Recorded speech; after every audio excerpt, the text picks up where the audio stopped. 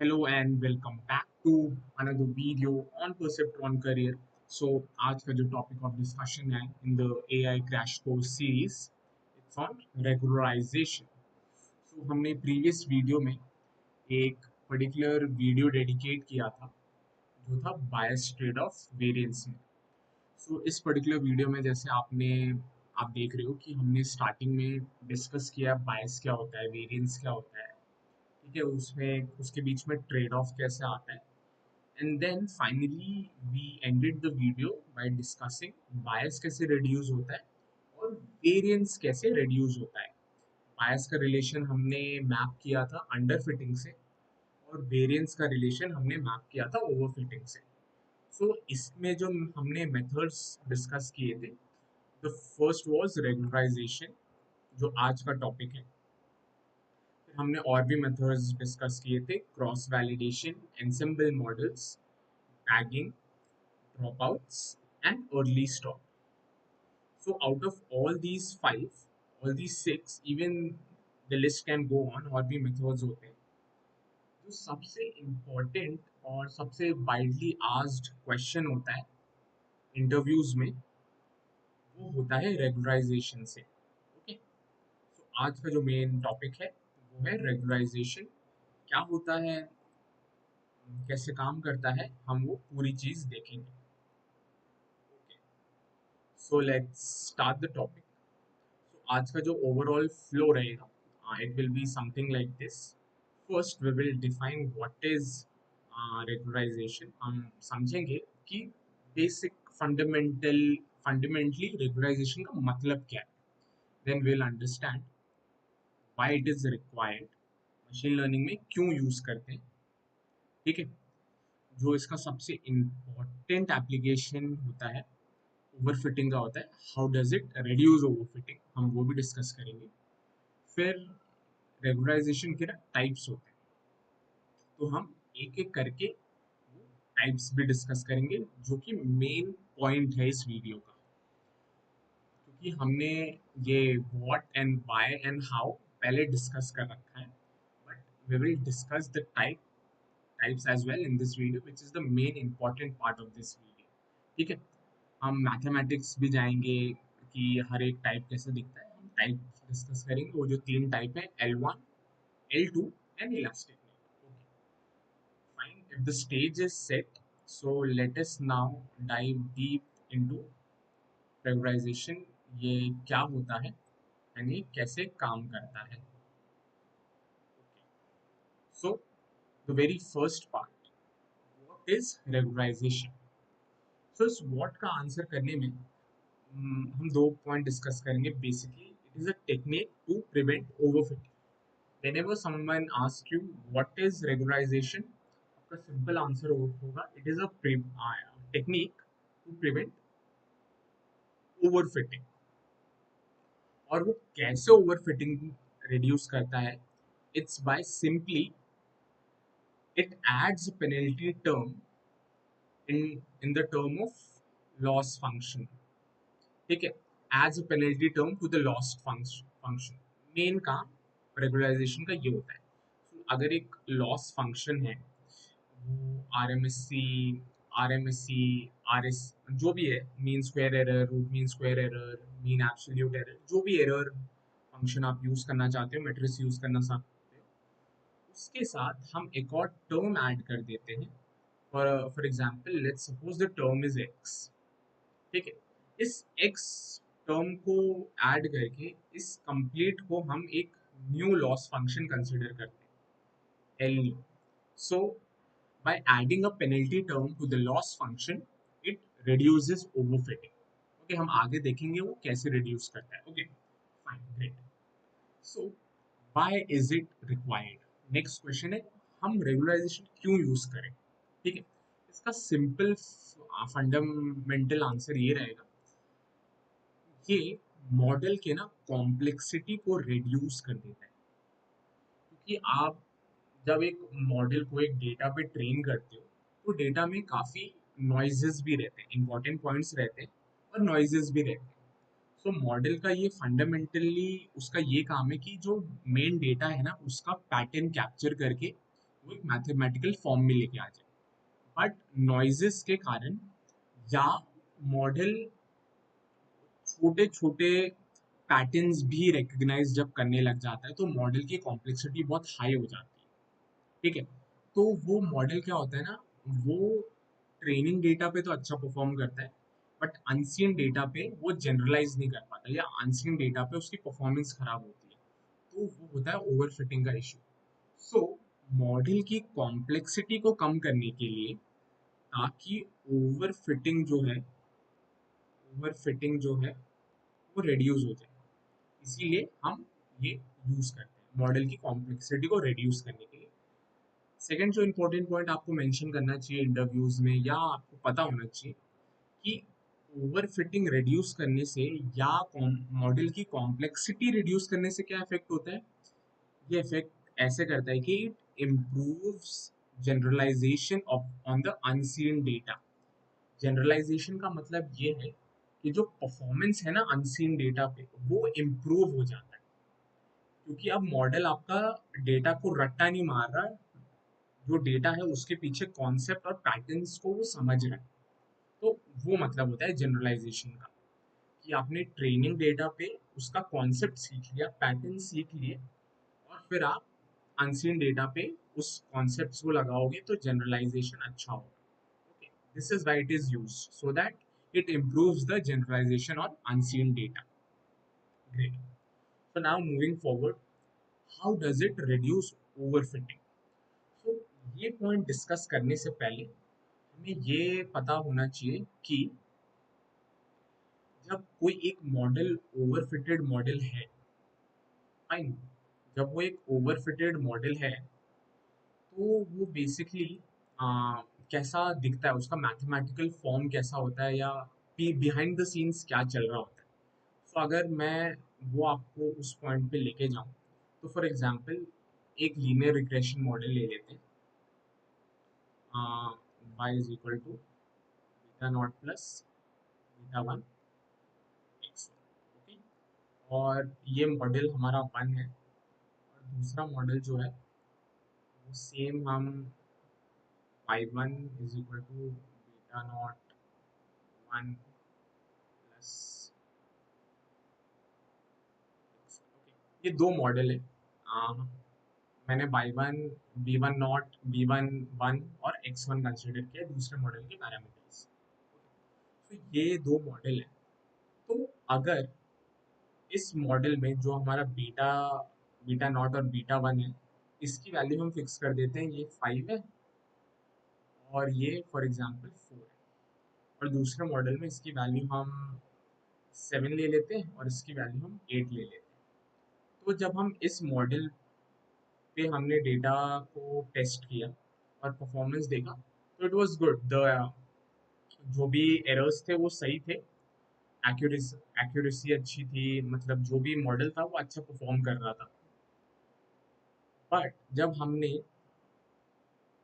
ये इंक्रीज कर दिया मॉडल पैरामीटर्स, फॉर एग्जांपल हमने मॉडल के पैरामीटर्स मैन्युअली इंक्रीज कर दिए, इसको सेवन बना दिया, इसको एट बना दिया, तो इसका परफॉर्मेंस ट्रेनिंग डेटा पे तो अच्छा हो गया, बट जब हम टेस्ट डेटा पे इसको ट्रेन कर रहे हैं या अनसीन डेटा पे इसको ट्रेन कर रहे हैं, इसकी परफॉर्मेंस घट गई। अब घट कैसे गई, ट्रेनिंग डेटा पे तो अच्छा काम कर रहा था, मैन्युअली हमने जब चेक किया, तो ये इसलिए घटी क्योंकि हमारा मॉडल ओवरफिट हो गया।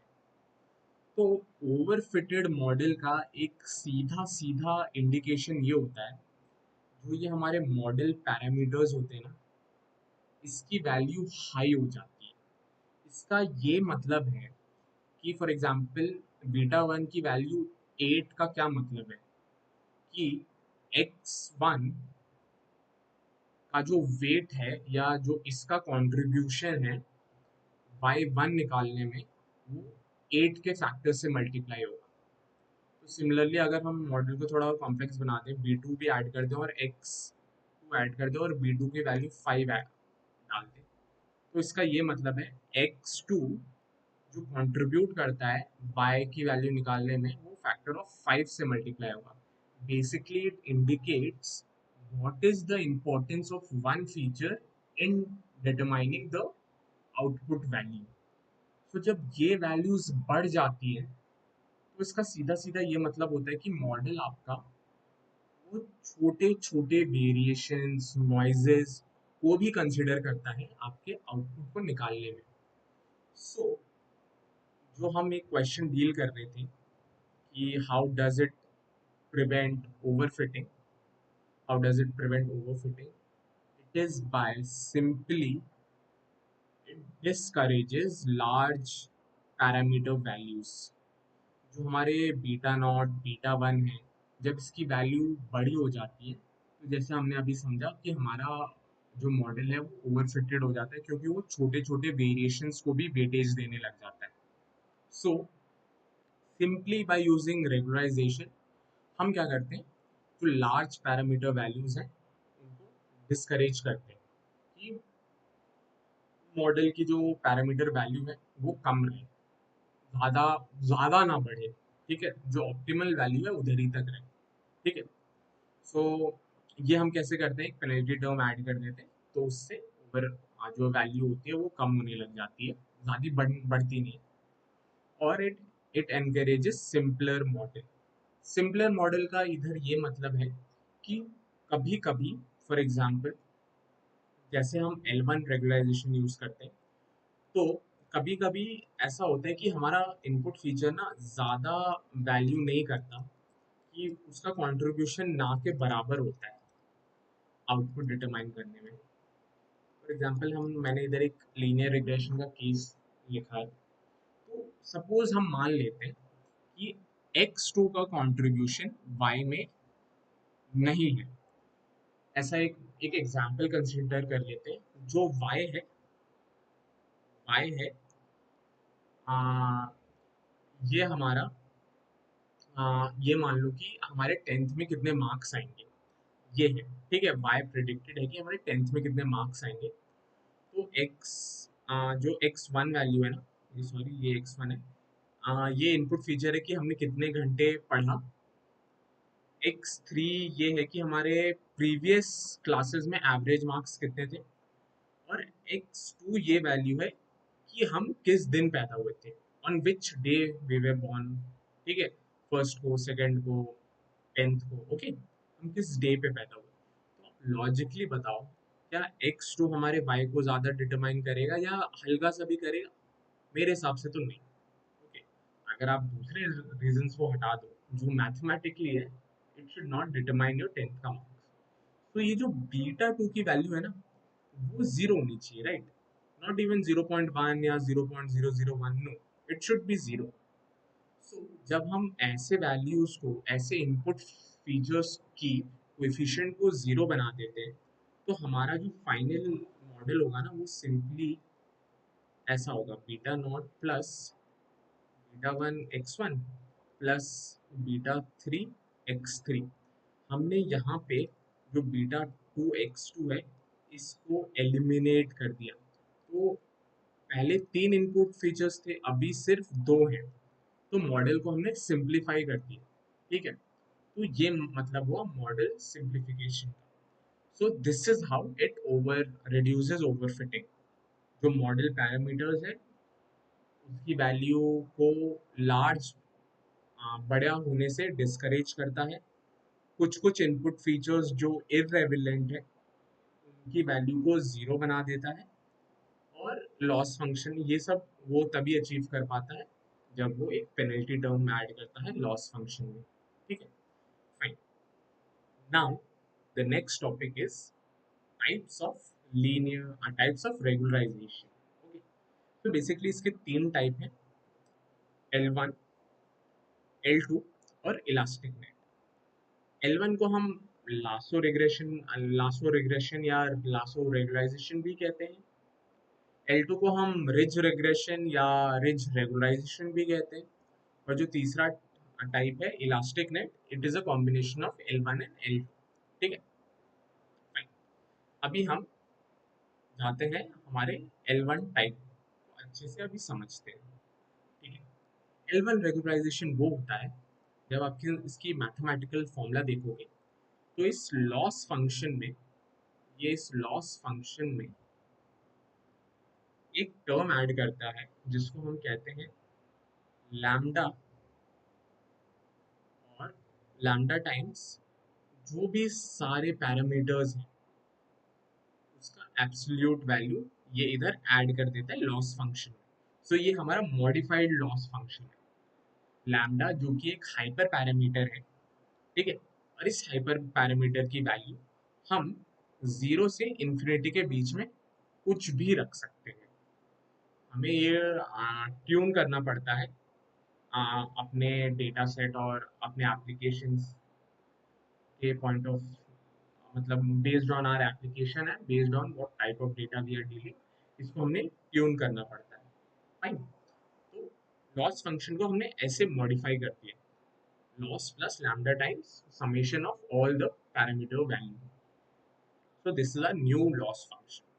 तो इसको ऐड करने में अगर आप सिंपली एक सिंपल लॉजिक लगाओ कि जो हमारा बीटा न्यू है, कुछ भी हो सकता है, बीटा वन, बीटा नॉट, या न्यूरल नेटवर्क में नोड्स के वेट, बीटा न्यू क्या होता है, beta beta old minus learning rate times dl by d beta, right? This is the formula for updating the weights, right?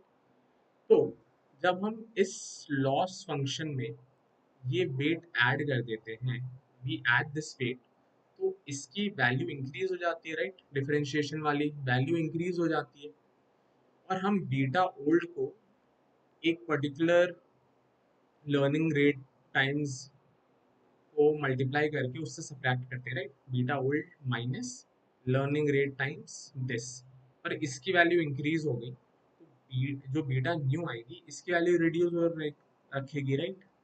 So this is how it discourages large parameter values, ठीक है। और हम इसमें क्या add करते हैं, L1 में हम एब्सोल्यूट वैल्यूज ऐड करते हैं, ठीक है। वैसे ही L2 में हम square values of coefficient add करते हैं, okay fine. It encourages sparsity. Sparsity का ये मतलब होता है कि इसमें जो जो पैरामीटर वैल्यूज हैं, जैसे बीटा नॉट है, बीटा वन है, बीटा टू है, फॉर एग्जांपल ये बीटा एन तक है, एन इनपुट फीचर्स है हमारे पास, तो इट एनकरेजेस स्पार्सिटी का ये मतलब है जो भी वेज से फीचर्स हैं जो आउटपुट में ज़्यादा कंट्रीब्यूट नहीं कर रहे, या उनका रिलेशन है ही नहीं आउटपुट से, उनको ये जीरो कर देता है। L1 रिग्रेशन सीधा सीधा जीरो कर देता है। अगर आप दो तीन आइट्रेशंस, कुछ नंबर ऑफ आइट्रेशंस चलाओ, तो आप देखोगे जो बीटा टू की वैल्यू है, सपोज बीटा टू वाई को डिटरमाइन नहीं कर रहा, तो स्टार्टिंग में बीटा टू की वैल्यू फॉर एग्जांपल वन है फर्स्ट आइट्रेशन में, दूसरा आइट्रेशन में 0.5 होगा, तीसरे में 0.1, फिर चौथे में 0.001, और पांचवे में जीरो हो जाएगा। तो ये L1 टाइप का रिग्रेशन इट एनकरेजेस स्पार्सिटी। इसका सीधा मतलब है ये फीचर सिलेक्शन करता है, ये ऑटोमेटिकली हमारे मॉडल में फीचर सिलेक्शन अनेबल करता है। फीचर सिलेक्शन का ये मतलब है ये वही फीचर्स रखता है जो आउटपुट को डिटरमाइन कर रहे हैं, जो ज़्यादा इन्फ्लुएंस नहीं कर रहे आउटपुट को, उनको जीरो कर देता है। फाइन। और ये जो आउटलायर्स होते हैं उसके लिए भी ये रोबस्ट है, क्योंकि ये एब्सोल्यूट वैल्यू ऐड कर रहा है यहाँ पे, ठीक है। सो जो भी आउटलायर्स हैं उनको भी ये, उनके साथ भी ये रोबस्ट है। ग्रेट। और मैथमेटिकल फॉर्मूला हमने देख ही लिया। तो L1 में आपको ये याद रखना है कि ये एब्सोल्यूट वैल्यू कंसिडर करता है, और ये स्पार्सिटी एनकरेज करता है। स्पार्सिटी का ये मतलब है कि जो वैल्यू ऑफ द कोएफिशिएंट है वो जीरो हो सकती है, ठीक है। If it is not determining the output, तो वो सारे फीचर वैल्यूज जीरो हो जाते हैं। ग्रेट। उसके कोएफिशिएंट वैल्यू जीरो हो जाते हैं। ग्रेट। अब आते हैं सेकंड टाइप के रेगुलराइजेशन पे, जो कि है लासो, जो कि है रिज रेगुलराइजेशन, जिसको L2 रेगुलराइजेशन भी कहते हैं। तो अगर हम इसका मैथमेटिकल फॉर्मूला देखें, इसमें क्या होता है, हम लॉस के साथ सारे कोएफिशिएंट के स्क्वायर ऐड करते हैं। जैसे हम पहले एब्सोल्यूट वैल्यू ऐड कर रहे थे, इसमें स्क्वायर की वैल्यू ऐड करते हैं। फाइन। तो इसमें क्या होता है कि इसमें स्पार्सिटी तो इंट्रोड्यूस नहीं करता, बट इसमें ये प्रिवेंट कर देता है जो भी ज्यादा इंपॉर्टेंट फीचर्स नहीं है उनकी वैल्यू क्लोज टू जीरो ला देता है, क्लोज टू जीरो ला देता है, but never equal to zero. ठीक है, इसके पीछे एक मैथमेटिकल फाउंडेशन है जो कि मैं लिंक में एक वीडियो डाल दूंगा। उन्होंने बहुत अच्छे से एक्सप्लेन किया है कि प्योर मैथमेटिक्स से क्यों एल वन जीरो ला देता है और एल टू जीरो नहीं ला पाता। ठीक है, क्लोज टू जीरो ला देता है L two, but purely zero नहीं बना पाता। ग्रेट। सो ये कंडीशन है, and it produces a stable model. ठीक है, इसकी जो मॉडल ट्रेनिंग होती है तो ये काफी स्टेबल मॉडल प्रोड्यूस करता है। ये हो गया अपना एल टू रेगुलाइजेशन। और लास्ट जो होता है वो होता है इलास्टिक नेट रेगुलाइजेशन। तो ये ऐसा रेगुलाइजेशन है, it is a combination of L1 and L2 regularisation जो कि है lasso and rich respectively. So before moving on to this elastic net, हम एक और बार ये डिस्कस कर लेते हैं। मैं ये पॉइंट बताना भूल गया, कब L1 यूज करना है, कब L2 यूज नहीं करना, कब L1 यूज करना है और कब L2 यूज करना है। तो L1 आप तब यूज करो जब आपको ये श्योरिटी है कि मेरे सारे इनपुट फीचर्स आउटपुट को डिटरमाइन नहीं कर रहे, या आपको ऑटोमेटिकली सिलेक्शन इम्प्लीमेंट करना है, fine, तब आप L1 भी यूज करो। और आप L2 तब यूज करो जब आपको ये पता है कि मेरे को सारे फीचर्स रखने हैं हमारे मॉडल में, आउटपुट डिटरमाइन करेगा, या हमको पर्पसली रखना है कि ये इनपुट फीचर हमारे मॉडल में रहे, उसकी वैल्यू जीरो ना हो, कम हो जाए पर जीरो ना हो। ठीक है, तो हम L2 मॉडल यूज करेंगे। ग्रेट। और इलास्टिक नेट, अब इलास्टिक नेट पे आ जाते हैं। हमने ये देख लिया कि it is a combination of L2 and L1। इसका मैथमेटिकल जो फॉर्मूला है वो सिंपल है। हमने इसमें दो हाइपर पैरामीटर्स लिए हैं, L1 और L2। L1 ये बताता है कितना वेट देना है हमें L1 को, और लैम्डा 2 ये बताता है कि हमें कितना वेट देना है हमारे L2 रेगुलाइजेशन। ठीक है, जो कि है रेंज। तो हम L1 लैम्डा 1 और लैम्डा 2 से ये कंट्रोल कर सकते हैं कि कितना वेटेज, कितना पोर्शन लासो इसमें इम्प्लीमेंट होगा और कितना पोर्शन इसमें रिज इम्प्लीमेंट होगा। अगर हम एल लैम्डा 1 की वैल्यू जीरो बना दें तो ये सिंपली L2 रेगुलाइजेशन हो जाएगा, और लैम्डा 2 की वैल्यू अगर जीरो बना दे तो ये हमारा लासो रेगुलाइजेशन हो जाएगा। ठीक है, तो ये मैथमेटिकल फॉर्मूला है। अब इसका जो मेन कॉन्सेप्ट है कि अब ये क्वेश्चन आप पे आ सकता है या आपके दिमाग में आएगा कि जब L1 L2 है वो ऑलमोस्ट सारे फीचर्स हमें लाके दे रहे हैं, कि अगर जब हमें पता है कि सारे इनपुट फीचर्स इंपॉर्टेंट नहीं है तो हम L1 यूज़ कर लेंगे, जब हमें सारे इनपुट फीचर रखने हैं हम L2 यूज़ करेंगे, तो इलास्टिक का क्या काम है? तो इलास्टिक का ये काम है जब आप अनश्योर हो डेटा के बारे में, you don't have that much domain expertise, या आप डेटा के बारे में अनश्योर हो कि क्या रखना चाहिए, तो दिस रेगुलाइजेशन इज गुड। जब आप अनश्योर हो, ठीक है, it creates a balance between feature selection and parameter shrinkage. तो जब हम इलास्टिक नेट यूज करते हैं तो हम एक बैलेंस क्रिएट करते हैं लासो और रिज में। सो कोई कोई पैरामीटर्स की वैल्यू जीरो हो जाती है अगर वो बिल्कुल ही इन्फ्लुएंस नहीं कर रहे आउटपुट को, और ये जो बड़े बड़े पैरामीटर वैल्यूज होते हैं जिससे ओवरफिटिंग होते हैं उसको भी श्रिंक कर देता है। So it is a good regularisation technique when you want to keep a balance between feature selection and parameter shrinkage, and when you are not very sure about your data। और जो third point और important point है, ये तब suitable होगा when your data is correlated. जो हमारे input features है ना वो कोरिलेटेड है। कोरिलेटेड का ये मतलब है कि हमारा X1 feature in some form it is related to x2 या x3। लीनियर भी हो सकता है, नॉन लीनियर भी हो सकता है। फॉर एग्जाम्पल जो हमारा x2 है वो 5 टाइम्स x1 है, या 2 टाइम्स x1 है, या कुछ भी नॉन लीनियर भी हो सकता है कि x1 का रूट है या x1 का क्यूब है। ठीक है, कोई भी मैथमेटिकल फॉर्म ले सकता है।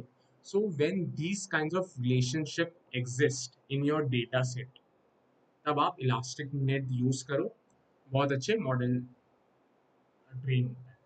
ठीक है, तो ये इसका मतलब हो गया कि इलास्टिक नेट कब यूज करना है। तीन केसेस, दो केसेस हमने डिस्कस की, तीन केसेस डिस्कस किए इलास्टिक नेट में।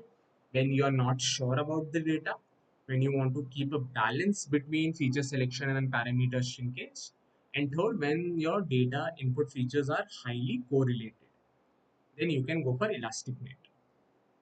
When you want to keep all the features in your data, आप पैरामीटर श्रिंकेज एक्सेप्ट कर सकते हो, बट ये नहीं चाहते कि वो इनपुट फीचर मॉडल से पूरा गायब हो जाए। Then you go with L2, and when you are sure and you want those parameters to be out of your model which are not determining your output, तब आप L1 यूज करो। Great, mathematical formulas भी discuss कर लिए। और एक और जो मैंने पहले क्वेश्चन बताया कि bye L1 makes the parameter value equal to 0 or it creates sparsity, and L2 is not able to do that or L2 does not do that। उसके बीच में मैथमेटिकल रीजन है, मैं लिंक में एक वीडियो का description दे दूंगा जो कि हाईली इन डेप्थ मैथमेटिक्स जाके आपको समझाएगा। बट मैं एक ओवरव्यू अभी आपको दे देता हूँ कि why it does that. Simple एक मैं डायरेक्ट मैथमेटिक्स के जो रिजल्ट्स हैं वो यूज करूंगा, and then we will discuss this aspect as well. तो फॉर एग्जांपल जो हमारा y होता है, लीनियर मॉडल की बात कर रहा हूँ, y is equal to mx plus b, right. ये हमारा लीनियर मॉडल है। ये लाइन ऑफ जो इक्वेशन ऑफ लाइन है, इसको भी ऐसे लिखते हैं। तो इसमें हमारा ये स्लोप है और ये कोएफिशिएंट है। जो भी हमारे स्लोप है वो पैरामीटर वैल्यूज है, पैरामीटर के कोएफिशिएंट्स है, राइट। और जो b है हमारा इंटरसेप्ट है, ये भी मॉडल पैरामीटर है। तो जब हम L2 लगाते हैं, L2 लगाते हैं, तो मैथमेटिकली आप अगर पूरा डिटेल मैथमेटिक्स में जाओ तो जो m की वैल्यू होती है वो कुछ ऐसे निकल के आती है। y is equal to 1 to n number of data points है, yi minus y bar into xi minus x bar divided by 1 to n xi minus x bar. xi और xy डेटा इनपुट्स हैं, input features और output values हैं, और x बार और Y बार उनके पूरे column का एवरेज वैल्यू है। ठीक है, सो L2 में क्या होता है, जो ये m की वैल्यू होती है ना, this is equal to this plus lambda, जो हाइपर पैरामीटर है।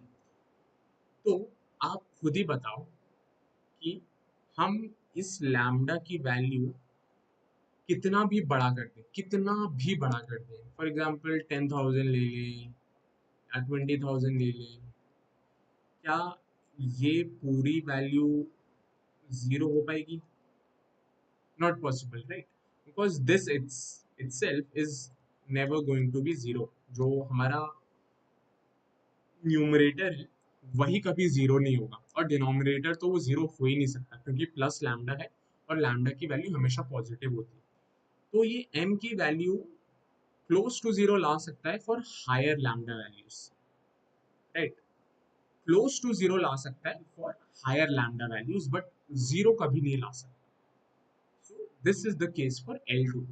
यही रीजन है मैथमेटिक्स, क्योंकि जो लैम्डा है ना, ये हमारा डिनोमिनेटर में है और डिनोमिनेटर कभी जीरो नहीं हो पाएगा।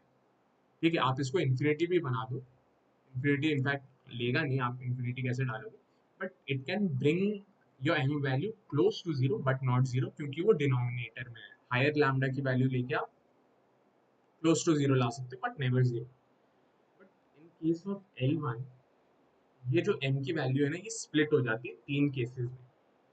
क्योंकि याद है हम मॉड्यूलस यूज कर रहे थे, मॉड्यूलस ऑफ बीटा। तो अब मॉड्यूलस तो डिफरेंशिएबल है नहीं ना, जो एब्सोल्यूट वैल्यू का जो फंक्शन है डिफरेंशिएबल है क्या? No, it is not differentiable at zero, right? So इसके तीन केसेस बनते हैं when m is greater than zero.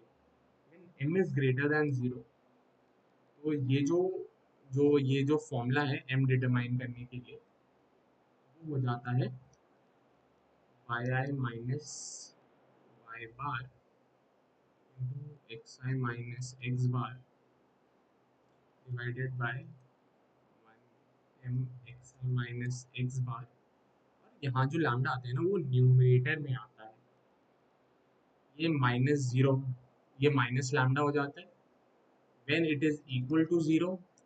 ये ये जो टर्म है ना, ये एज इट इज ऐसा आ जाता है और न्यूमरेटर में कुछ नहीं रहता, क्योंकि ये m इक्वल टू जीरो है।